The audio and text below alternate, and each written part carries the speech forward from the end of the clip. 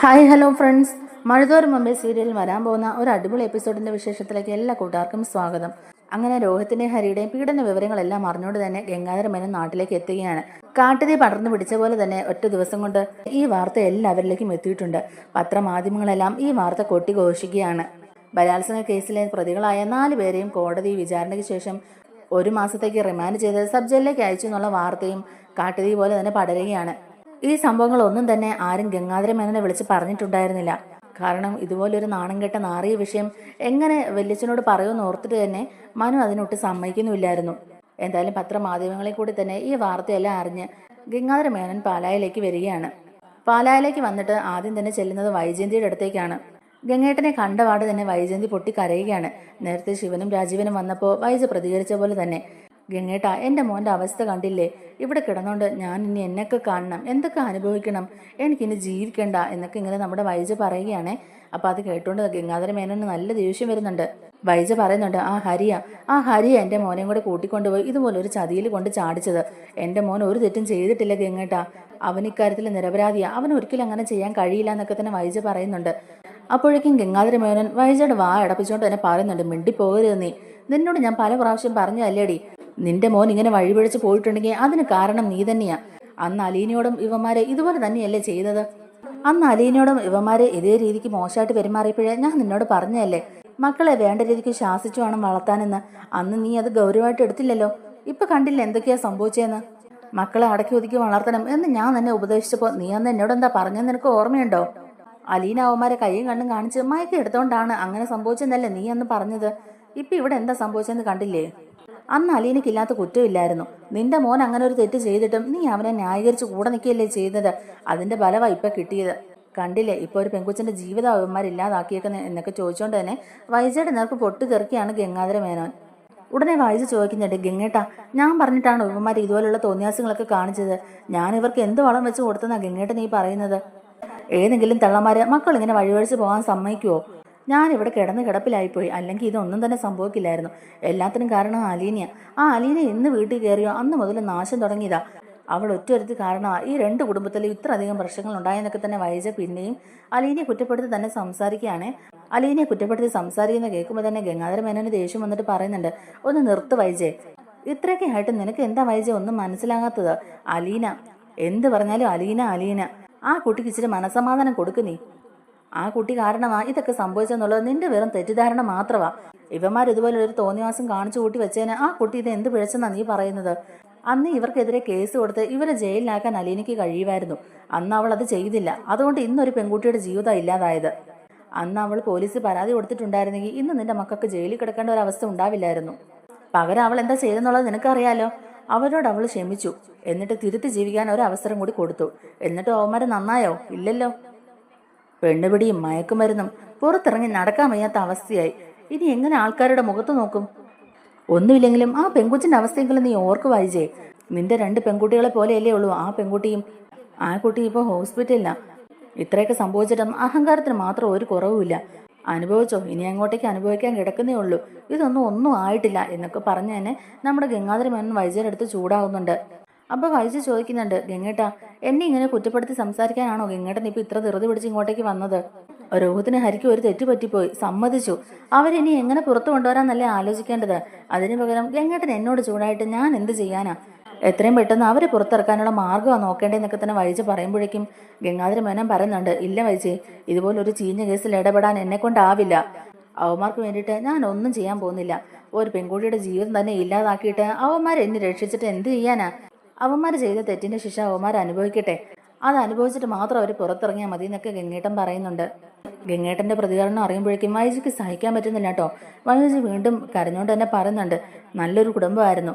ആ പിഴച്ചവൾ എന്ന് വീട്ടിൽ കാലുകുത്തിയോ അന്ന് തുടങ്ങിയത് ആ വീട്ടിൽ കഷ്ടകാലം. അന്നു മുതൽ കുടുംബത്തിൽ പ്രശ്നങ്ങൾ മാത്രമേ ഉള്ളൂ. എൻ്റെ ഭർത്താവിനെ പോലും അവൾ എന്നിൽ നിന്ന് അകറ്റിക്കളഞ്ഞില്ലേ. എൻ്റെ കൃഷ്ണമോള് പോലും അവളുടെ കൂടെയാ.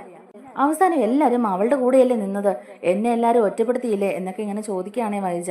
അപ്പം ഗംഗേട്ടൻ ഒന്നും തന്നെ മിണ്ടുന്നില്ല. കാരണം സകല പിടിയും വിട്ട് നിൽക്കുകയാണ്. പറഞ്ഞാൽ കൂടി പോകും എന്നുള്ളത് അറിയാം. അതുകൊണ്ട് തന്നെ നിയന്ത്രിച്ച് നിൽക്കുകയാണ്. വൈജ പറയുന്നുണ്ട്, ഞാനിപ്പോൾ ഈ കിടപ്പ് കിടക്കുന്നത് തന്നെ അവൾ കാരണമല്ലേ. അവൾ എൻ്റെ വീട്ടിൽ കയറി ആധിപത്യം സ്ഥാപിച്ചുകൊണ്ടല്ലേ ഞാൻ ആ വീട്ടിൽ നിന്ന് ഇറങ്ങി വന്നത്. അതുകൊണ്ടല്ലേ എനിക്കിതുപോലെ ഒരു ആക്സിഡൻറ്റ് സംഭവിച്ചതെന്നൊക്കെ തന്നെ വൈജ ഇങ്ങനെ ചോദിക്കുകയാണ്. അപ്പോഴേക്കും ഗംഗാധര മേനോൻ പറയുന്നുണ്ട്, നിനക്കിതുപോലെ സംഭവിച്ചെങ്കിൽ അത് നീ വരുത്തി വെച്ചതാണ് വൈജയെ. പാതിരാത്രി ആ വീട് വിട്ട് പോകണമെന്ന് ആരെങ്കിലും നിന്നോട് ആവശ്യപ്പെട്ടോ? നീ നിന്റെ അഹങ്കാരവും ധിക്കാരവും കാരണം തന്നെ വരുത്തി വെച്ചതാ ഇതെല്ലാം എന്നിങ്ങനെ പറയുകയാണ് നമ്മുടെ ഗംഗാധരൻ. അത് കേൾക്കുമ്പോൾ വൈജയ്ക്ക് ഒട്ടും തന്നെ ഇഷ്ടപ്പെടുന്നില്ല. ഇത് ആശുപത്രി ആയിപ്പോയി, അല്ലെങ്കിൽ ഇതിന് പറ്റിയ മറുപടി ഞാൻ നിന്നോട് പറഞ്ഞേനെ വൈജയെ. നീ മിണ്ടാതിരിക്കുന്നത് തന്നെയാ നല്ലത്. എല്ലാം ഒപ്പിച്ചു വെച്ചിട്ട് ഇപ്പൊ അലീനെ കുറ്റം പറഞ്ഞുകൊണ്ടിരിക്കുക. നാണമില്ലല്ലോടി നിനക്ക്? നിന്റെ മകളുടെ പ്രായമുള്ള അവളെയും അയാളെയും തമ്മിൽ ഇങ്ങനെ കൂട്ടി യോജിപ്പിച്ച് പറയാനായിട്ട്. ഇങ്ങനെ പറയാൻ നിനക്ക് ഒരു എളുപ്പം തോന്നുന്നില്ലേ എന്നൊക്കെ തന്നെ നമ്മുടെ ഗംഗേട്ടൻ ചോദിക്കുകയാണ് കേട്ടോ വൈജയുടെ അടുത്ത്. എല്ലാവരും ഇങ്ങനെ കുറ്റപ്പെടുത്തി സംസാരിക്കുമ്പോൾ നീ നിന്റെ കഴിഞ്ഞ കാലം ഒന്ന് ഓർക്കുന്നത് നല്ലതാ. നീയും അത്രയ്ക്ക് പരിവൃതയൊന്നും അല്ലായിരുന്നു. ഞാൻ നിന്നോട് പല പ്രാവശ്യം പറഞ്ഞിട്ടുണ്ട്, ബാലചന്ദ്രനെ കുറ്റപ്പെടുത്തി സംസാരിക്കാൻ നിനക്കൊരു യോഗ്യതയും ഇല്ലെന്ന്. അത് നീ മറന്നിട്ടാ പലതും സംസാരിക്കുകയും പ്രവർത്തിക്കുകയും ചെയ്യുന്നത്. ഇനിയെങ്കിലും നീ ഇത് അവസാനിപ്പിക്കുക വൈജയെ, ഇല്ലെങ്കിൽ നിന്റെ ജീവിതം തന്നെ ഇല്ലാതായി പോകും. നിന്നെ സപ്പോർട്ട് ചെയ്ത് സംസാരിക്കാനോ നിന്നെ സംരക്ഷിക്കാനോ ഞങ്ങൾ ആങ്ങളന്മാർ പോലും പിന്നെ കൂടെ ഉണ്ടാവില്ല എന്നൊക്കെ തന്നെ ഗംഗേട്ടൻ പറയുമ്പോഴേക്കും വൈജ പറയുന്നുണ്ട്, അതെനിക്ക് മനസ്സിലായ കാര്യമാണ് ഗംഗേട്ട. ആരും കൂടെ ഉണ്ടാവില്ല എന്നുള്ളത് നിങ്ങൾ കഴിഞ്ഞ പ്രാവശ്യം വന്നിട്ട് പോയപ്പോൾ തന്നെ എനിക്ക് മനസ്സിലായി. അല്ലെങ്കിൽ എല്ലാവരും ബാലചന്ദ്രനെയും അവളെയും സപ്പോർട്ട് ചെയ്ത് സംസാരിക്കില്ലായിരുന്നല്ലോ. ആ നശിച്ചവർക്ക് വേണ്ടിയിട്ടല്ലേ നിങ്ങൾ എല്ലാവരും എന്നോട് വഴക്കുണ്ടായിക്കൊണ്ടിരുന്നത്. എല്ലാവർക്കും ഇത് എന്താ പറ്റിയെന്ന് എനിക്ക് മനസ്സിലാവുന്നില്ല. അവൾ എന്ത് കൈവച്ചെന്നതാ നിങ്ങളെയൊക്കെ മയക്കിയെന്നും എനിക്ക് അറിയില്ല എന്നൊക്കെ തന്നെ വൈജ കരഞ്ഞോണ്ട് പറയുകയാണേ. അപ്പോഴേക്കും ഗംഗാധരൻ പറയുന്നുണ്ട്, വൈജെ നീ ഇങ്ങനെ കരയാൻ വേണ്ടിയിട്ടല്ല ഞാനിതൊക്കെ പറഞ്ഞത്. ഇനിയെങ്കിലും നീ കാര്യങ്ങളിലേക്ക് ഗൗരവം മനസ്സിലാക്കണം. യാഥാർത്ഥ്യങ്ങൾ നീ മനസ്സിലാക്കി ജീവിക്കാൻ നോക്ക്. 23 വർഷം മുമ്പ് നീ ഒരു കുഞ്ഞിന് ജന്മം നൽകിയതെന്ന് ഓർക്കണം. അതിനുശേഷമാണ് നീ ബാലചന്ദ്രനെ കല്യാണം കഴിച്ചതും നിങ്ങൾക്ക് 3 കുഞ്ഞുങ്ങളുണ്ടായതും. അന്ന് ആ കുഞ്ഞ് മരിച്ചു പോയത് കൊണ്ടല്ലേ നീ ഇപ്പൊ ഇത്രയും ധൈര്യത്തോടെ സംസാരിക്കുന്നത്. ആ കുഞ്ഞ് ജീവനോടെ ഉണ്ടെങ്കിൽ നീ ഇത്ര ധൈര്യമായിട്ട് അയാൾക്ക് നേരെ നിന്ന് സംസാരിക്കുവോ? നാളെ എന്തെങ്കിലും ഒരിക്കൽ ആ കുട്ടി നിന്റെ മുമ്പിൽ വന്ന് നിന്നിട്ട് നിങ്ങൾ എന്നെ 23 വർഷം മുമ്പ് പ്രസവിച്ചാണ്, നിങ്ങൾ എൻ്റെ അമ്മയാണെന്ന് പറഞ്ഞാൽ നിനക്ക് അവിടെ പിന്നെ എന്തെങ്കിലും ചെയ്യാൻ പറ്റുമോ വൈജയെ? ഇതൊക്കെ നീ എന്താ ഒന്നും ആലോചിക്കാത്തേ? അതിനാ കുഞ്ഞ് ജീവനോടെ ഇല്ലെന്നും ആ കുഞ്ഞ് മരിച്ചു പോയെന്നും അച്ഛൻ അന്ന് തന്നെ പറഞ്ഞല്ലേ ഗംഗേട്ടാ. പിന്നെ ഞാൻ എന്തിനാ അതോർത്ത് വിഷമിക്കുന്നേ? അല്ലെങ്കിൽ തന്നെ ബാലചന്ദ്രൻ ചെയ്ത ചതിക്ക് നിങ്ങൾ ഇങ്ങനെയാണ് ചെയ്യേണ്ടത്.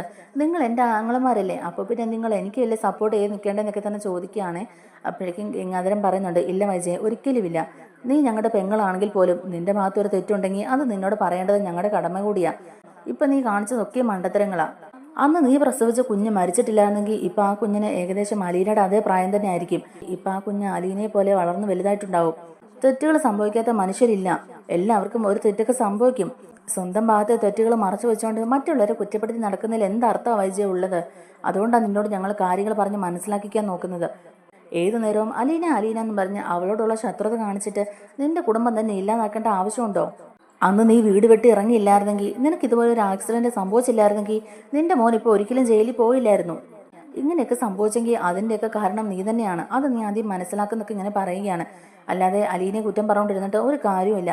നിന്റെ മോനും ശിവന്റെ മോനും ഒക്കെ കാണിച്ചു കൂട്ടിയ തെമ്മാടിത്തരത്തിന് എങ്ങനെ ന്യായീകരിക്കാനാ എന്നൊക്കെ ഇങ്ങനെ നമ്മുടെ ഗംഗാധര മേനോൻ ചോദിക്കുമ്പോഴേക്കും വൈജ നിറകണ്ണുകളോട് തന്നെ ഒന്നും മിണ്ടാതെ നിൽക്കുകയാണ്. വൈജയ്ക്ക് അപ്പോഴും അതിൻ്റെ സീരിയസ്നെസ് ഒന്നും തന്നെ മനസ്സിലാവുന്നില്ല. ആ നാശം പിടിച്ചവളുടെ കാര്യം പറയുമ്പം എല്ലാവരും ഇങ്ങനെ ദേഷ്യപ്പെടുന്ന എന്തിനാ? എല്ലാവർക്കും ഒരേ മനോഭാവം തന്നെയാണല്ലോ. 2 കുടുംബത്തിലും ഇത്രയധികം പ്രശ്നങ്ങൾ ഉണ്ടായിട്ടും അലീനയുടെ കാര്യം സംസാരിക്കുമ്പോൾ മാത്രം ഇവരെല്ലാം ഒറ്റക്കെട്ടായിട്ട് നിന്ന് എന്നോട് തർക്കിക്കുന്ന എന്തിനാന്നൊക്കെ ഇങ്ങനെ വൈജ മനസ്സിൽ ചിന്തിക്കുകയാണ്. ഗംഗേട്ടനാട്ടെ, ശിവേട്ടനാട്ടെ, രാജീവനാട്ടെ, ബാലചന്ദ്രനാട്ടെ എല്ലാവരും അലീനയുടെ കാര്യം പറയുമ്പോഴേക്കും ഒറ്റക്കെട്ടായിട്ടാണല്ലോ നിൽക്കുന്നത്. ഇതിലെന്തോ ഒരു കാര്യമുണ്ടെന്നൊക്കെ വൈജ ഇങ്ങനെ മനസ്സിൽ ചിന്തിക്കുകയാണ്. വൈജ പറയുന്നുണ്ട്, നിങ്ങൾക്കൊക്കെ ഇത് എന്താ സംഭവിച്ചതെന്ന് എനിക്ക് മനസ്സിലാവുന്നില്ല ഗംഗേട്ട. ശിവേട്ടനും രാജീവനും എല്ലാം പെട്ടെന്ന് മാറ്റം ഉണ്ടായത്. ആദ്യമൊക്കെ എൻ്റെ കൂടെ എന്നെ സപ്പോർട്ട് ചെയ്ത് സംസാരിച്ചവരാ. ഒറ്റയടിക്ക് അവർ നേരെ അലീനയുടെ ഭാഗത്തേക്ക് തിരിഞ്ഞു. അതെന്തുകൊണ്ടാണെന്ന് എനിക്ക് ഇതുവരെ മനസ്സിലാവുന്നില്ല. അതുപോലെ തന്നെ ഗംഗേട്ടനും ബാലചന്ദ്രനും എല്ലാവരും എന്നിൽ നിന്ന് എന്തെങ്കിലും മറച്ചു വെക്കുന്നുണ്ടോ എന്ന് ഞാൻ അറിയേണ്ട കാര്യമാണെങ്കിൽ അത് എന്നോടും കൂടെ പറ എന്നിങ്ങനെ വൈജ ചോദിക്കുമ്പോഴേക്കും ഗംഗാധര മേനോൻ അവിടെ പെട്ടെന്ന് ഒന്ന് ഷോക്കാവുന്നുണ്ട് കേട്ടോ. കാരണം അന്നേരത്തെ ദേഷ്യത്തിന് ഗംഗാധരൻ എന്തൊക്കെയോ വിളിച്ച് പറഞ്ഞു. പക്ഷെ എന്നാലും വൈജയോട് ഈ സത്യങ്ങൾ ഒരിക്കലും പറയാൻ പാടില്ല.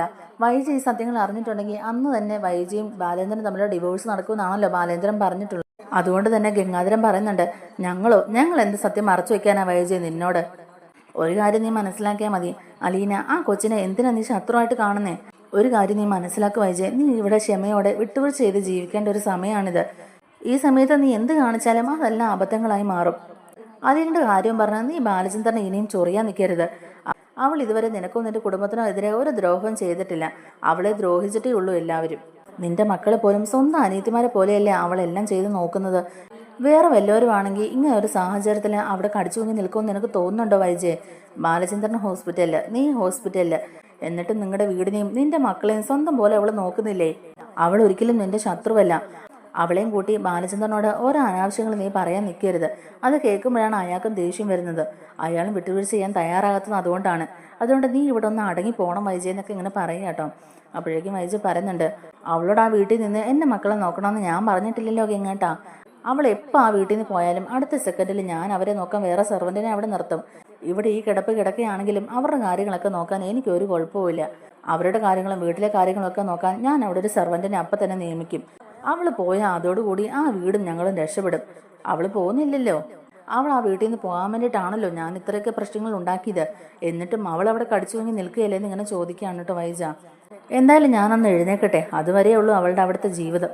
അത് കഴിഞ്ഞ് എന്ത് ചെയ്തിട്ടാണെങ്കിലും ഞാൻ അവളെ ആ വീട്ടിൽ നിന്ന് അടിച്ച് പുറത്താക്കിയിരിക്കും എന്നൊക്കെ തന്നെ പറയുക. ഇനി ആരുടെ സഹായം ഞാൻ ചോദിക്കുന്നുമില്ല, അതൊട്ടും ഞാൻ പ്രതീക്ഷിക്കുന്നുമില്ല. എന്നെക്കൊണ്ട് എന്തെങ്കിലും ചെയ്യാൻ പറ്റുമെന്നുള്ളത് ഞാൻ നോക്കട്ടെ. അതിനൊന്നിനും പറ്റിയില്ലെങ്കിൽ ഇനി വേറെ വീട് വാടകയ്ക്കെടുത്ത് എൻ്റെ മക്കളെയും കൂട്ടി അവിടെ പോയി താമസിക്കാനും എനിക്കൊരു കുഴപ്പമില്ല. എനിക്കൊരു ജോലിയില്ലേ, എൻ്റെ മക്കളുടെ കാര്യങ്ങൾ നോക്കാൻ എനിക്കറിയാമെന്നൊക്കെ തന്നെ വൈജ അഹങ്കാരത്തോട് പറയുകയാണ്. ഉടനെ തന്നെ ഗംഗാധരൻ പറയുന്നുണ്ട്, ആ കണ്ടില്ലേ, ഇത്രയൊക്കെ ആയിട്ടും നിന്റെ മനോഭാവത്തിനോ നിന്റെ ധിക്കാരത്തിനോ എന്തെങ്കിലും കുറവുണ്ടോ?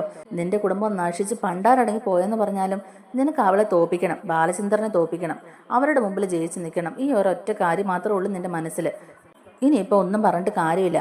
നിന്റെ മനസ്സിലുള്ള തീരുമാനം മാറ്റാൻ നീ തയ്യാറാകാത്തിടത്തോളം കാലം ഇതുപോലുള്ള അനിഷ്ടങ്ങളൊക്കെ സംഭവിക്കുക തന്നെ ചെയ്യും. കുറച്ച് കഴിയുമ്പോൾ നിനക്ക് തന്നെ മനസ്സിലാകും നീ ചെയ്തൊക്കെ മണ്ടത്തരങ്ങളായിരുന്നുവെന്ന്. ആ കുട്ടിയോട് ചെയ്തു പോയ ദ്രോഹങ്ങളൊക്കെ ഓർത്ത് നീ പശ്ചാത്തപിക്കേണ്ടി വരും എന്നൊക്കെ പറഞ്ഞുകൊണ്ട് തന്നെ നമ്മുടെ ഗംഗേട്ടൻ അവിടെ നിന്ന് ഇറങ്ങി പോവുകയാട്ടോ. വൈജയുടെ റൂമിൽ നിന്ന് ദേഷ്യപ്പെട്ട് തന്നെ ഇറങ്ങി പോവുകയാണ്. വൈജയുടെ റൂമിൽ നിന്ന് ഇറങ്ങിയതിന് ശേഷം ബാലചന്ദ്രൻ്റെ അടുത്തേക്ക് ചെല്ലുകയാണ് കേട്ടോ ഗംഗാധരൻ. ബാലചന്ദ്രനെ കിടപ്പ് കാണുമ്പോഴേക്കും ഗംഗാധരന് നല്ല സങ്കടമാവുന്നുണ്ട്. രണ്ട് സമാധാന വാക്ക് പറഞ്ഞ് ഒന്ന് ആശ്വസിപ്പിക്കുക അല്ലാതെ വേറെ എന്ത് പറയണമെന്ന് ഗംഗാധരനും മനസ്സിലാവുന്നില്ല. മക്കൾ ഇതുപോലെ ഒരു തോന്നിയാസം കാണിച്ചു കൂട്ടി വെച്ചതിന് ബാക്കിയുള്ളവരാണല്ലോ കിടന്ന് അനുഭവിക്കുന്നത്. അവർ കാരണം കുടുംബത്തിലുള്ളവരാണല്ലോ മാനക്കേട് അനുഭവിക്കുന്നത് എന്ന് മാത്രം പറഞ്ഞിട്ട് ഗംഗാധര മോഹൻ ബാലചന്ദ്രൻ്റെ റൂമിൽ നിന്ന് ഇറങ്ങിയാണ്. ബാലചന്ദ്രനും നിശബ്ദനായിട്ട് തന്നെ കിടക്കുകയാണ്. അവിടെ ഒന്നും പറയാനില്ല. കോടതി വിധി 1 മാസത്തേക്ക് ഇവരെ സബ് ജയിലിലേക്ക് അടയ്ക്കാനാണല്ലോ പറഞ്ഞേക്കുന്നത്. അതിലിനിയിപ്പോൾ ഒന്നും ചെയ്യാനാവില്ല. ചോദ്യം ചെയ്യലിനും തെളിവെടുപ്പിനും വേണ്ടിയിട്ട് പോലീസുകാർക്ക് മാത്രമേ അവരെ ഇനി സമീപിക്കാൻ പറ്റുള്ളൂ. അല്ലാതെ വേറെ ആർക്കും തന്നെ ഇതിലൊന്നും ചെയ്യാൻ പറ്റില്ലെന്നുള്ളത് അവർക്ക് രണ്ടുപേർക്കും അറിയാം. അതുകൊണ്ട് അവർ കൂടുതലൊന്നും തന്നെ സംസാരിക്കുന്നില്ല. എന്തായാലും ഗംഗേട്ടൻ ബാലചന്ദ്രൻ്റെ റൂമിൽ നിന്ന് യാത്ര പറഞ്ഞിട്ട് നേരെ ചെല്ലുന്നത് കൊല്ലപ്പള്ളിയിലേക്കാണ്. ഗംഗേട്ടൻ കയറി ചെല്ലുന്ന കാണുമ്പോഴേക്കും ഇവരെല്ലാവരും ഒരു അമ്പരപ്പോടെ നിൽക്കുകയാണ് കേട്ടോ. കാരണം ഇവിടെ സംഭവിച്ച കാര്യങ്ങളൊന്നും തന്നെ ഗംഗേട്ടനോട് ഇവരാരും വിളിച്ച് പറഞ്ഞിട്ടുണ്ടായിരുന്നില്ലല്ലോ. പിന്നെ പത്രത്തിലും TV വാർത്തകളിലും ഒക്കെയാണ് ഗംഗാധര മേനോൻ ഈ വിവരങ്ങൾ അറിഞ്ഞാൽ നേരെ ഇങ്ങോട്ടേക്ക് വന്നിട്ടുള്ളതും. ഗംഗേട്ടനെ കണ്ടു ഉടനെ തന്നെ ശിവൻ ചോദിക്കുന്നുണ്ട്, അല്ല ഗംഗേട്ടൻ എപ്പോൾ എത്തി? ഗംഗേട്ടൻ വരുന്ന വിവരം ഒന്നും പറഞ്ഞിരുന്നില്ലല്ലോ എന്നിങ്ങനെ പറയുമ്പോഴേക്കും ഗംഗാധര മേനോൻ ചോദിക്കുന്നുണ്ട്, അല്ല നീയൊക്കെ എന്താ വിചാരിച്ചത്? ഈ വാർത്ത നിങ്ങൾ എന്നെ അറിയിച്ചില്ലെങ്കിൽ ഞാൻ അറിയില്ലെന്നാണ് കരുതിയത്? ഇതിലും വലിയൊരു നാണക്കേട് ഇനി ഉണ്ടാകാനുണ്ടോ ശിവ? നമ്മുടെ മക്കളൊക്കെ ഇങ്ങനെ തലതിരിഞ്ഞു പോയതെന്താ?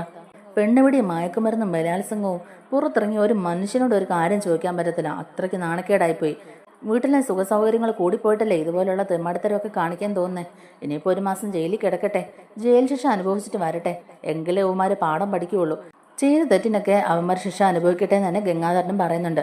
അപ്പോഴേക്കും ശിവനും രാജുവിനും ഒക്കെ പറയുന്നുണ്ട്, ഞങ്ങൾ ഇതുപോലൊരു കേസ് ആയതുകൊണ്ടാണ് ഗംഗേട്ടനെ വിളിക്കാതിരുന്നത്. അല്ലെങ്കിൽ തന്നെ വിളിച്ചിട്ട് എന്ത് പറയാനാ ഗംഗേട്ടാ? ഇവന്മാർ ഇതുപോലെയുള്ള പോക്കൃത്തരങ്ങളൊക്കെ കാണിക്കുന്ന നമ്മൾ അറിഞ്ഞോ? ഈ പ്രശ്നം വലിയ കോലുകളൊക്കെ ഉണ്ടാക്കിയിരിക്കുക.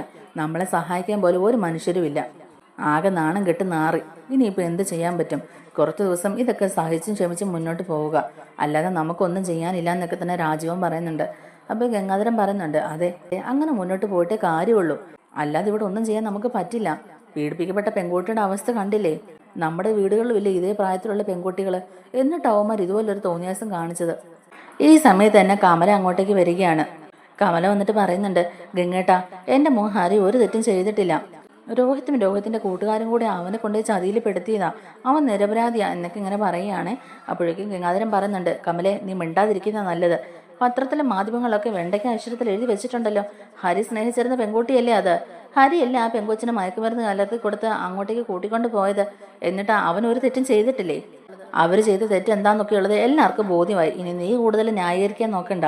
നിന്റെ മോനെ വെള്ള പൂശിയോണ്ട് അവൻ ചെയ്ത തെറ്റ് ഇല്ലാതാകുമൊന്നും ഇല്ല വൈജെ. അതുകൊണ്ട് നീ മിണ്ടാതിരിക്കുന്ന നല്ലത്. എൻ്റെ സകല നിയന്ത്രണം വിട്ടിരിക്കുക, ഞാൻ പറഞ്ഞ കൂടി പോകും. അതുകൊണ്ട് നീ മിണ്ടാതിരിക്കുന്ന നല്ലതെന്ന് പറയുക കേട്ടോ നമ്മുടെ ഗംഗേട്ടൻ. ഇവന്മാർ ഈ കാണിച്ചു കൂട്ടിയ തെമ്മാടിത്തരമൊന്നും ആദ്യത്തെ സംഭവം അല്ലല്ലോ. അന്ന് അലീനയോട് ഇവന്മാരെ ഇതേ രീതിയിൽ തന്നെയല്ലേ ആ കുട്ടിയെ ഉപദ്രവിക്കാൻ നോക്കിയത്. ജ്യൂസിൽ മയക്കുമരുന്ന് കലർത്തി കൊടുത്ത് അതിനെ റേപ്പ് ചെയ്യാൻ നോക്കിയില്ലേ? അന്ന് അലീനയുടെ കയ്യിൽ ഒരു കത്രയും കിട്ടിയോണ്ട് ആ തന്നെ വയറ്റിൽ കുത്തി കയറ്റിയോണ്ട് രക്ഷപ്പെട്ടു. അല്ലെങ്കിൽ യുവമാർ അന്നേ അതിനെ പീഡിപ്പിച്ചേനെ. അന്ന് സ്വന്തം മക്കളെ ന്യായീകരിച്ച് രണ്ടുപേരും എല്ലാ കുറ്റവും അലീനയുടെ തലയിലോട്ട് അങ്ങ് ഇട്ടു. രണ്ടുപേരും അവരുടെ മക്കളെ ന്യായീകരിച്ചുകൊണ്ട് അന്ന് അലീനയെ കുറ്റം പറഞ്ഞു. അവൾ കണ്ണും കൈയും കാണിച്ചുകൊണ്ടാണ് ഇവർ അവളെ ഉപദ്രവിക്കാൻ ശ്രമിച്ചെന്നൊക്കെ. എന്നിട്ട് ഇപ്പൊ സംഭവിച്ച കണ്ടില്ലേ? അന്ന് തന്നെ ഞാൻ രണ്ടുപേരോടും പറഞ്ഞതാ, മക്കളെ നിലയ്ക്ക് നിർത്തണം, അവരെ എങ്ങനെ അഴിച്ചു വിടരുത്, അവരുടെ കാര്യങ്ങൾ കൂടുതൽ ശ്രദ്ധിക്കണം എന്നൊക്കെ. എന്നിട്ടിപ്പോ കണ്ടില്ലേ, അവന്മാർ ഓരോ തെണ്ടിത്തരം കാണിച്ചിട്ട് അതിന്റെ നാണക്കേട് അനുഭവിക്കുന്നത് വീട്ടിലിരിക്കുന്ന നമ്മളാ. ഇനി എങ്ങനെ പുറത്തിറങ്ങി നടക്കും? ഒരു മനുഷ്യരോട് ഒരു സഹായം ചോദിക്കാൻ പറ്റാത്തൊരവസ്ഥയായില്ലേ? ബലാത്സംഗ വീരന്മാരുടെ വീടായില്ലേ? അനുഭവിച്ചോ? അനുഭവിക്കണം. ഇനി അനുഭവിക്കാൻ കിടക്കുന്നേ ഉള്ളൂ. എങ്കിലേ നിങ്ങളുടെയൊക്കെ തലയ്ക്ക് പിടിച്ചിരിക്കുന്ന അഹങ്കാരം കുറയുള്ളൂ എന്നൊക്കെ തന്നെ ഗംഗാധര മേനോൻ കമലയോട് ദേഷ്യപ്പെട്ട് പറയുകയാണ്. ഇത്രയും കേട്ടപ്പോൾ തന്നെ കമലയ്ക്ക് മതിയായിട്ടോ. കമല ഒരക്ഷരം പോലും മിണ്ടാതെ തല കൊനിച്ച് നിൽക്കുകയാണ്. ഗംഗേട്ടന്റെ പ്രതികരണം കേട്ട് ശിവനും രാജീവനും കണ്ണുമിഴിച്ച് നിൽക്കുകയാണ്. ശിവൻ പറയുന്നുണ്ട്, എന്ത് ചെയ്യാനാ ഗംഗേട്ടാ, എന്റെ മകനായി പോയില്ലേ, അവനെ എനിക്ക് കൈവിടാൻ പറ്റുമോ? കുട്ടിക്ക് ഒരു തെറ്റ് പറ്റിപ്പോയി എന്നും പറഞ്ഞ് നമുക്ക് അവരെ കൈയൊഴിഞ്ഞു വിടാൻ പറ്റുമോ? അവരെ നമുക്ക് ഉപേക്ഷിക്കാൻ പറ്റുമോ എന്നിങ്ങനെ രാജീവനും ചോദിക്കുന്നുണ്ട്. ഗംഗേട്ടൻ ചോദിക്കുന്നുണ്ട്, അപ്പൊ രണ്ടുപേരുടെ ഉദ്ദേശം എന്താ? അവരുടെ കാര്യത്തിൽ എന്ത് തീരുമാനമാണ് നിങ്ങൾ എടുക്കുന്നത് എന്നിങ്ങനെ ചോദിക്കുകയാണ്. കുറച്ച് പൈസ എറിഞ്ഞിട്ടാണെങ്കിലും എങ്ങനെയെങ്കിലും അവരെ പുറത്തിറക്കണ്ടേ ഗംഗേട്ടാ എന്നിങ്ങനെ ചോദിക്കുകയാണ് ശിവൻ. അവന്മാരെ ഇനി പുറത്തിറക്കിയിട്ട് ഇതുപോലെയുള്ള പെൺകുട്ടികളുടെ ജീവിതം നശിപ്പിക്കാനാണോ പിന്നെയും? അവന്മാര് കാരണം ഒരു പെൺകുട്ടിയുടെ ജീവിതമായി ഇല്ലാതായേക്കുന്നത്. ആ പെൺകൊച്ചിനോട് എന്ത് സമാധാനം പറയും? ഇനി അതിന് നല്ലൊരു ഭാവി ഉണ്ടാകുമോ? അതിന്റെ ജീവിതം അവന്മാരെല്ലാവരും കൂടെ നശിപ്പിച്ചില്ലേ? എന്നിട്ട് ഇവന്മാർക്ക് മാത്രം നല്ല ജീവിതം ഉണ്ടാകണോ? അതാണോ നിങ്ങളുടെയൊക്കെ മനസ്സിലാഗ്രഹം എന്നിങ്ങനെ ചോദിക്കുകയാണ് ഗംഗേട്ടൻ. അപ്പോഴേക്കും രാജുവിന് ശിവൻ ഒന്നും മിണ്ടാതെ നിൽക്കുകയാണ്. ഗംഗാധര മേനോൻ പറയുന്നുണ്ട്, നമ്മുടെ വീട്ടിലെ കുട്ടിക്കാണ് ഇങ്ങനെ സംഭവിച്ചെങ്കിൽ നമ്മൾ ചുമ്മാ ഇരിക്കോ? ഇല്ലല്ലോ. തെറ്റ് ചെയ്തവന്മാർക്ക് ശിക്ഷ കിട്ടാൻ വേണ്ടിയിട്ട് നമ്മൾ ഏതറ്റം വരെയും പോവുകയല്ലേ? അത് തന്നെ അവരും ചെയ്തിട്ടുള്ളൂ. പാവപ്പെട്ട വീട്ടിലെ പെൺകുട്ടിയാണെന്നും പറഞ്ഞ് പൈസ കൊടുത്ത് ഒതുക്കി തീർക്കാൻ നോക്കിയാൽ അത് ഏത് വിധത്തിലെ ന്യായമാകും? പാവപ്പെട്ട വീട്ടിലെ പെൺകുട്ടിയാണെന്നും പറഞ്ഞ് കുറച്ച് പൈസ കൊടുത്ത് ഒതുക്കി തീർക്കാനാണോ നിങ്ങൾ വിചാരിച്ചേക്കുന്നത്? അങ്ങനെയൊന്നും ഇത് ഒതുക്കി തീർക്കാൻ കഴിയില്ല രാജീവ. പ്രത്യേകിച്ച് ഇതിപ്പോൾ ഇത്രയും വലിയ ന്യൂസായി, പോലീസുകാർ പോലും നമ്മളോട് സഹകരിക്കുന്നില്ല. അങ്ങനെ ഒരു സാഹചര്യത്തിൽ വെറുതെ ആ പെൺകുട്ടിയുടെ മുമ്പിൽ ചെന്ന് നാണം കെടാൻ നിൽക്കണ്ട. അവസാനം അതും വലിയൊരു തലവേദനയാകും. ഇരയെ പൈസ കൊടുത്ത് സ്വാധീനിക്കാൻ ശ്രമിച്ചു എന്നും പറഞ്ഞ് വേറെ കേസ് അതിന്റെ പിന്നാലെ ആകും. വെറുതെ നിങ്ങൾ ചെന്ന് തല വെച്ച് കൊടുക്കാൻ നിൽക്കണ്ട. കോളനി സൈഡാണ്, അവിടെയുള്ള ജനങ്ങളെല്ലാം ഭയങ്കര പ്രക്ഷുബ്ധരാണ്. അവിടെയുള്ള ജനങ്ങളെല്ലാം കലിയിളകിയിരിക്കുക. കൈ കെട്ടി അവർ വെച്ചേക്കത്തില്ല. ഒരു മാസത്തെ കാര്യമില്ലേ, ഒരു മാസം കഴിഞ്ഞ് നമുക്ക് എന്താന്ന് വെച്ചാൽ നോക്കാം. ഒരു മാസം അവർ ജയിലിൽ കിടക്കട്ടെ ശിവ, അവരെ അങ്ങനെ വിട്ടേക്ക്, അവന്മാര് പഠിക്കട്ടെ. തന്തയും തള്ളയും എത്ര കഷ്ടപ്പെട്ടിട്ടാ അവരുടെ കാര്യങ്ങളെല്ലാം ഒരു കുറവില്ലാതെ നടത്തുന്നതെന്നുള്ളതൊക്കെ അവർ മനസ്സിലാക്കട്ടെ. മക്കളെ എല്ലാ കഷ്ടപ്പാടും ബുദ്ധിമുട്ടും അറിയിച്ച് വളർത്തണമെന്ന് പറയുന്നത് ഇതുകൊണ്ടാ. അല്ലെങ്കിലേ മക്കൾ ഇതുപോലുള്ള തോന്നിയാസങ്ങളെല്ലാം കാണിച്ചുകൊണ്ടിരിക്കും. അതുകൊണ്ട് നിങ്ങൾ ഇപ്പോൾ അവന്മാരുടെ കാര്യത്തിൽ ഒരു തീരുമാനം ചാടിക്കയറി എടുക്കണ്ട. ഒരു മാസം സമയമുണ്ടല്ലോ, ആ സമയം ആവുമ്പോഴേക്കും നമുക്ക് എന്തെങ്കിലും ചെയ്യാം. വെറുതെ ഒരേ കുടിക്ക് ചെന്ന് തല വെച്ച് അവസാനം വേറെ വിഷയം ആക്കരുതെന്നൊക്കെ തന്നെ ഗംഗാധരൻ പറയുന്നുണ്ട്. അപ്പോഴേക്കും രാജീവനും ശിവനും പറയുന്നുണ്ട്, ഗംഗേട്ടാ അതുവരെ ഞങ്ങൾക്ക് ഇവിടെ ഇങ്ങനെ നിൽക്കാൻ പറ്റുമോ? ഞങ്ങൾക്ക് ജോലിക്കൊക്കെ പോകേണ്ടതല്ലേ, ഞങ്ങൾക്ക് തിരിച്ച് ജോലിക്ക് പോകേണ്ടതല്ലേ? ഗംഗേട്ടൻ വിചാരിച്ചാൽ ഇതിനെന്തെങ്കിലും ചെയ്യാൻ പറ്റത്തില്ലേ? ഗംഗേട്ടൻ മനസ്സ് വെച്ചാൽ അവരെ പുറത്തിറക്കാൻ പറ്റുമല്ലോ എന്നിങ്ങനെ രാജീവൻ ചോദിക്കുക. ഗംഗാധരൻ പറയുന്നുണ്ട്, ഇല്ല രാജീവ, ഞാൻ ഈ വിഷയത്തിൽ ഇടപെടില്ല. ഇങ്ങനത്തെ ചീഞ്ഞ കേസിൽ ഞാൻ ഇടപെട്ടു എന്നറിഞ്ഞാൽ അത് എനിക്ക് എത്രത്തോളം വലിയ നാണക്കേടാന്നറിയാവോ? അതുകൊണ്ട് നിങ്ങൾ എന്നിൽ നിന്ന് അങ്ങനെ ഒരു സഹായം പ്രതീക്ഷിക്കേണ്ടെന്ന് തന്നെ അവരുടെ മുഖത്തടിച്ച പോലെ തന്നെ ഗംഗാധരൻ പറയുകയാണ്. വൈജയും ഇതേ ആവശ്യം എന്നോട് ചോദിച്ചായിരുന്നു. വൈജയോട് ഞാൻ ഇങ്ങനെ തന്നെയാണ് പറഞ്ഞിട്ട് വന്നത്. അപ്പോൾ വൈജയെ കണ്ടിട്ടാണോ ഇങ്ങോട്ട് ഇങ്ങോട്ടേക്ക് വരുന്നതെന്ന് ശിവൻ ചോദിക്കുന്നുണ്ട്. അതെ, ഞാൻ വന്ന് നേരെ പോയത് വൈജയുടെ അടുത്തേക്കാണ്. വൈജയെ ഒന്ന് സമാധാനിപ്പിക്കാൻ ഓർത്തോണ്ടാ ഞാൻ അങ്ങോട്ടേക്ക് പോയേ. പക്ഷെ അവിടെ ചെന്ന് അവളുടെ സംസാരവും അഹങ്കാരവും ധിക്കാരവും ഒക്കെ നിറഞ്ഞ വാക്കുകൾ കേട്ടപ്പോൾ എനിക്ക് അവളോട് രണ്ട് നല്ല വർത്താനം പറയാനാണ് തോന്നിയത്. അവൾക്ക് വിഷമമായിട്ടുണ്ടാകും, വിഷമമാകട്ടെ. സ്വന്തം മകൻ ഇങ്ങനെ ഒരു തെറ്റ് ചെയ്തിട്ടും അലീന കാരണം അവൻ അങ്ങനെ തെറ്റ് ചെയ്തെന്നാണ് പറഞ്ഞുകൊണ്ടിരിക്കുന്നത്. പിന്നെ അവളോട് ഞാൻ എന്താ പറയേണ്ടതെന്നൊക്കെ ഇങ്ങനെ ഗംഗാധരൻ ദേഷ്യപ്പെട്ട് ചോദിക്കുകയാണ്. പിന്നെ അവളോട് ഞാൻ എന്നാ മറുപടിയാണ് പറയണ്ടേ? എനിക്ക് ദേഷ്യം വന്നപ്പോൾ ഞാൻ ഏതാണ്ടൊക്കെ പറയുകയും ചെയ്തു. ഇതുപോലെ ഒരു ചീഞ്ഞ നാറിയ കേസിൽ ഞാൻ ഇടപെടില്ല എന്ന് അവളോട് ഞാൻ തീർത്ത് പറഞ്ഞിട്ട് തന്നെയാണ് വന്നതെന്നും പറയുകയാണ്. ഗംഗേട്ടൻ ഇത്രയും ദൂരം യാത്ര ചെയ്ത് വന്നതല്ലേ, ഗംഗേട്ടന് കുടിക്കാൻ എന്തെങ്കിലും എടുക്കുക കമലെ എന്നിങ്ങനെ ശിവൻ പറയുമ്പോഴേക്കും വലിയ മനസ്സോടെ തന്നെ താല്പര്യമില്ലാതെ തന്നെ കമല അടുക്കളയിലേക്ക് ചെല്ലുകയാണ്. ഈ സമയം കൊണ്ട് തന്നെ ഗംഗാധരനും ശിവനും രാജീവനും ഒക്കെ കൂടി ഇരുന്ന് സംസാരിക്കുകയാണ് കേട്ടോ. ആദ്യം അലീനെ അറസ്റ്റ് ചെയ്തുകൊണ്ട് പോയ സംഭവങ്ങളെല്ലാം തന്നെ പറയുന്നുണ്ട്. DYSP നേരിട്ട് വന്ന് ഇടപെട്ടുകൊണ്ടാണ് അലീനെ അവർ തിരിച്ച് വീട്ടിലേക്ക് വിട്ടയച്ചതെന്നും അതുപോലെ DYSP ഒന്ന് കണ്ട് സംസാരിച്ചാലോ എന്നൊക്കെ ഇങ്ങനെ ചോദിക്കുകയാണ് നമ്മുടെ ശിവൻ. അപ്പോഴേക്കും ഗംഗാധര മേനോൻ പറയുന്നുണ്ട്, വേണ്ട, DYSP ഒന്നും കണ്ടിട്ടൊന്നും ഒരു കാര്യമില്ല. അയാൾ അങ്ങനെ ഒന്നും കോംപ്രമൈസ് ചെയ്യുന്ന ആളല്ല. ഇതുപോലൊരു ആവശ്യം ഉന്നയിച്ച് അങ്ങോട്ടേക്ക് പോയിട്ട് ഒരു കാര്യമില്ല. ഞാൻ മനസ്സിലാക്കിയെടുത്തോളം അയാൾ നല്ലൊരു പോലീസ് ഉദ്യോഗസ്ഥനാണ്. അയാളുടെ അടുത്ത് ഈ വക പരിപാടികളൊന്നും തന്നെ നടക്കില്ല. ഇനി കുറച്ച് പൈസ കൊടുത്ത് ഈ പ്രശ്നം ഒതുക്കി തീർക്കാൻ അങ്ങോട്ടേക്ക് ചെന്നാൽ നാണം കെട്ടി ഇറങ്ങി വരാനല്ലാതെ വേറൊരു വഴിയില്ല എന്ന് ഗംഗാധരൻ പറയുന്നുണ്ട്. എന്തായാലും ഞാൻ പറഞ്ഞല്ലോ, നിങ്ങളൊന്ന് സമാധാനമായിട്ട് ഇരിക്കുക. അവന്മാർ ചെയ്ത തെറ്റിനുള്ള ശിക്ഷ അവന്മാർ ആദ്യം അനുഭവിക്കട്ടെ, എന്നിട്ട് അവന്മാർ നമുക്ക് പുറത്തിറക്കാം. 1 മാസം സമയമുണ്ടല്ലോ, ആ സമയത്തിനുള്ളിൽ നമുക്ക് എന്തെങ്കിലും ഒരു നീക്കുപോക്ക് ഉണ്ടാക്കാം എന്നൊക്കെ തന്നെ പറഞ്ഞ് അവരെ ഒന്ന് സമാധാനിപ്പിക്കുകയാണ് ഗംഗാധര മേനോൻ. കമല എന്നിട്ട് 3 പേർക്കുള്ള ചായ ആയിട്ട് അങ്ങോട്ടേക്ക് വരിക കേട്ടോ. ചായ കുടിച്ചു കഴിഞ്ഞതിന് ശേഷം ഞാനൊന്ന് അമ്മയെ കാണട്ടെ എന്ന് പറഞ്ഞുകൊണ്ട് തന്നെ ഗംഗാധര മേനോൻ അമ്മയുടെ അടുത്തേക്ക് കയറി ചെല്ലുന്നുണ്ട്. ഗംഗാധരനെ കണ്ടപ്പോഴേക്കും തന്നെ മുത്തശ്ശി അങ്ങ് നിയന്ത്രണം വിട്ട് കരയാൻ തുടങ്ങിയാണ്. എടാ മോനെ, എന്തൊക്കെയാ ഇവിടെ സംഭവിക്കുന്നതെന്ന് കണ്ടില്ലേ? ഇവന്മാർ പറയുന്നതെല്ലാം സത്യം തന്നെയാണോടാ? രോഹിത്തിനും ഹരിയും പോലീസ് അറസ്റ്റ് ചെയ്തോ? അവന്മാര് ജയിലിലാണോ ഇപ്പം എന്നൊക്കെ നമ്മുടെ മുത്തശ്ശി ഇങ്ങനെ കരഞ്ഞോണ്ട് ചോദിക്കുമ്പോഴേക്കും ഗംഗാധരൻ പറയുന്നുണ്ട്, അതേ അമ്മേ, നമ്മുടെ രഞ്ജുവിന്റെ പ്രായമുള്ള ഒരു പെങ്കൊച്ചിനോട് അവന്മാർ ഇതുപോലൊരു പോക്രത്തരം കാണിച്ചത്. ആ പെങ്കൊച്ചിപ്പം വളരെ സീരിയസ് ആയിട്ട് ആശുപത്രിയിൽ കിടക്കുക. ഇവർക്കിത് എന്ത് കുറവുണ്ടായിട്ടാ അമ്മേ ഇതുപോലുള്ള തെറ്റുകളൊക്കെ ഇവർ ചെയ്യുന്നത്? എല്ലാ സുഖവും സൗകര്യവും കൂടിപ്പോയിട്ടല്ലേ ഇവന്മാർ ഈ അഹങ്കാരമൊക്കെ കാണിക്കുന്നത്? രോഹിത് ആണെങ്കിലും ഹരി ആണെങ്കിലും ശരി, രണ്ടുപേരും ഇപ്പൊ ചെന്ന് പെട്ടിരിക്കുന്നത് നല്ലൊരു ഊരാക്കുടുക്കി തന്നെയാണ്. അവന്മാരുടെ ഭാവി തന്നെ ഇല്ലാതായില്ലേ? ജയിൽ പുള്ളി എന്നുള്ളൊരു പേരും വീണില്ലേ? ഇനി അവന്മാർക്ക് നല്ലൊരു ജീവിതം ഉണ്ടാവുമോ അമ്മേ എന്നൊക്കെ ഇങ്ങനെ ചോദിക്കുകയാണ് ഗംഗാധരൻ. അപ്പോഴേക്കും മുത്തശ്ശി ചോദിക്കുന്നുണ്ട്, എടാ മോനെ, അവന്മാർക്ക് ഒരു തെറ്റ് പറ്റിപ്പോയി, നിനക്കെങ്കിലും അവന്മാരെ ഒന്ന് സഹായിച്ചൂടെ? നീ ഇതിൽ ഇടപെടുകയാണെങ്കിൽ എന്തെങ്കിലും ഒരു നീക്കുപോക്ക് ഉണ്ടാവില്ല മോനെ, അവരെ പുറത്തിറക്കാൻ കഴിയില്ലേ എന്നൊക്കെ ഇങ്ങനെ നമ്മുടെ മുത്തശ്ശി ചോദിക്കുമ്പോഴേക്കും ഗംഗാധരൻ പറയുന്നുണ്ട്, ഇല്ലമ്മേ, ഞാൻ ഇതുപോലെ ചീഞ്ഞു നാറിയ കേസിൽ ഇടപെടാൻ നിൽക്കില്ല. ഞാൻ ഇടപെട്ടുകൊണ്ട് മാത്രം ഒരു കാര്യവുമില്ല. ആ പെൺകുട്ടി പോലീസിന് കൊടുത്തിരിക്കുന്ന മൊഴി അത്രയും സ്ട്രോങ് ആയിട്ടുള്ള എവിഡൻസാ. ഹരി സ്നേഹിച്ചുകൊണ്ടിരുന്ന പെൺകുട്ടിയാ. മയക്കുമരുന്ന് കലക്കി കൊടുത്തത് ഹരി തന്നെയാ. അങ്ങനെയുള്ളപ്പോൾ നമ്മൾ ഇടപെട്ട് ഇതൊരു കള്ളക്കേസാന്ന് ഒതുക്കി തീർക്കാൻ പറ്റുമോ? എല്ലാ തെളിവുകളും പോലീസിന്റെ കയ്യിലുണ്ട്. ഹരിയുടെ ഫോണിൽ നിന്ന് എന്തൊക്കെയാ പിടിച്ചെന്നറിയാവോ? ഹരിയുടെ റൂമിൽ നിന്ന് വരെ മയക്കുമരുന്ന് കണ്ടെത്തുന്ന പത്രത്തിൽ എഴുതിയേക്കുന്നത്. അങ്ങനെയുള്ളപ്പോൾ നമ്മളിതിൽ ഇടപെട്ട് കൂടുതൽ ചീഞ്ഞ് നാറാതിരിക്കുന്നതിനല്ലേ നല്ലത്. എന്തായാലും കുറച്ച് ദിവസം കഴിയുമ്പോൾ ജനങ്ങൾ ഇതൊക്കെ ഒന്ന് മറക്കും. അന്നേരം നമുക്ക് എന്തെങ്കിലും ചെയ്ത് അവരെ ഈ കേസിൽ നിന്ന് ഊരിയെടുക്കാം. അല്ലാതെ ഇപ്പം നമ്മൾ എന്തെങ്കിലും ചെയ്യാൻ പോയിട്ടുണ്ടെങ്കിൽ അത് വീണ്ടും വലിയ പ്രശ്നത്തിലേക്കാകും. അതുകൊണ്ട് ഇപ്പം നമ്മൾ അതിൽ ഇടപെടാതിരിക്കുന്നത് തന്നെയാമ്മേ നല്ലത്. ഇടപെട്ട പ്രശ്നങ്ങൾ പിന്നെയും കൂടുകയുള്ളൂ. കോളനി സൈഡിൽ എങ്ങാണ്ട് താമസിക്കുന്ന പെങ്കൊച്ചാ അത്. അവിടെ ഉള്ളവന്മാരെല്ലാം ഇളകിയിരിക്കുക. ഇതൊക്കെ ഒന്ന് ആറ് തണുക്കുന്നവരെ അവന്മാർ നല്ല ദേഷ്യത്തിലായിരിക്കും. അതുകൊണ്ട് ഇപ്പം നമ്മൾ എന്തെങ്കിലും ചെയ്യാൻ പോയിട്ടുണ്ടെങ്കിൽ ആകെ അത് വലിയ പ്രശ്നമാകും. അതുകൊണ്ട് ഇപ്പം നമ്മൾ ഒന്നും ചെയ്യാതെ അടങ്ങിയിരിക്കുന്നത് തന്നെയാണ് നല്ലത്. അവന്മാർക്കും അത് തന്നെയാണ് നല്ലതെന്നൊക്കെ തന്നെ പറഞ്ഞ് മുത്തശ്ശീനെ ഒന്ന് ആശ്വസിപ്പിക്കുകയാണ് നമ്മുടെ ഗംഗാധരൻ. നീ ഇവിടെ കാണുമോ മോനെ എന്നിങ്ങനെ ചോദിക്കുമ്പോഴേക്കും ഗംഗാധരൻ പറയുന്നുണ്ട്, ഇല്ല അമ്മേ, ഞാൻ ഉടനെ തന്നെ തിരിച്ചു പോകും. മാലതി വീട്ടിൽ തന്നെയല്ലേ ഉള്ളൂ. ഞാനതുകൊണ്ട് എത്രയും പെട്ടെന്ന് തന്നെ തിരിച്ചു പോകുമെന്നും പറയുക. നീ വൈജിയെ കണ്ടായിരുന്നോ എന്നിങ്ങനെ ചോദിക്കുമ്പോഴേക്കും, ഞാൻ കയറിയപ്പോൾ അവളുടെ അടുത്ത് കയറിയിട്ടാണ് വന്നത്. അവളുടെ സ്വഭാവത്തിൽ ഇതുവരെ ഒരു മാറ്റവും ഉണ്ടായിട്ടില്ലല്ലോ അമ്മേ. ഇത്രയൊക്കെ സംഭവിച്ചിട്ട് പോലും അവൾ ഒരു പൊടിക്ക് പോലും അടങ്ങുന്നില്ല. മോൻ ഒരു തെറ്റും ചെയ്തിട്ടില്ല എന്നും പറഞ്ഞ് മോനെ വെള്ളപൂശാൻ നടക്കുക. അവളോട് 2 നല്ല വർത്താനം പറഞ്ഞിട്ട് തന്നെ ഞാൻ വന്നേന്നൊക്കെ നമ്മുടെ ഗംഗാധരൻ പറയുന്നുണ്ട്. അങ്ങനെ അതും പറഞ്ഞിട്ട് തന്നെ മുത്തശ്ശിയുടെ അടുത്തൊന്ന് എഴുന്നേറ്റ് പോകുന്നുണ്ട് കേട്ടോ ഗംഗാധരൻ. അങ്ങനെ മുത്തശ്ശിയാണെങ്കിലും ആകെ സങ്കടപ്പെട്ട് ഇങ്ങനെ വിഷമിച്ചിരിക്കുകയാണ്. നമ്മുടെ വീഡിയോ ഇഷ്ടമായിട്ടുണ്ടെങ്കിൽ ഒന്ന് ലൈക്ക് ചെയ്യണേ, ഹൈപ്പ് ചെയ്യണേ, സപ്പോർട്ട് ചെയ്യണേ.